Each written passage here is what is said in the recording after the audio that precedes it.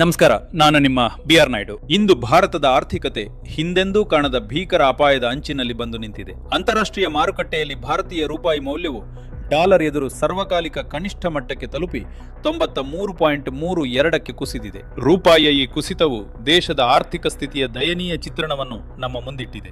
ಆಡಳಿತದ ವೈಫಲ್ಯ ಮತ್ತು ರಾಜಕೀಯ ಹಿನ್ನಡೆಯಿಂದ ಒಂದು ಕಾಲದಲ್ಲಿ ವಿಶ್ವಗುರು ಎಂದು ಸ್ವಯಂ ಘೋಷಿಸಿಕೊಂಡವರು ಇಂದು ಅಂತಾರಾಷ್ಟ್ರೀಯ ಮಟ್ಟದಲ್ಲಿ ಅಸಹಾಯಕರಂತೆ ಮಂಡಿಯೂರಿದ್ದಾರೆ.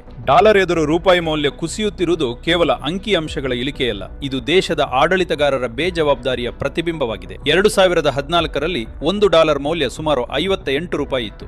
ಇಂದು ಅದು 100ರ ಗಡಿಯತ್ತ ವೇಗವಾಗಿ ಧಾವಿಸುತ್ತಿದೆ. ದುರ್ಬಲವಾಗುತ್ತಿರುವ ರೂಪಾಯಿ ಮೌಲ್ಯವು ದೇಶದ ನಾಯಕತ್ವದ ಶಕ್ತಿಯ ಬಗ್ಗೆ ಪ್ರಶ್ನೆಗಳನ್ನು ಎತ್ತುತ್ತಿದೆ. ಸಾಮಾನ್ಯ ಜನರ ಮೇಲೆ ಆರ್ಥಿಕ ಹೊರೆ.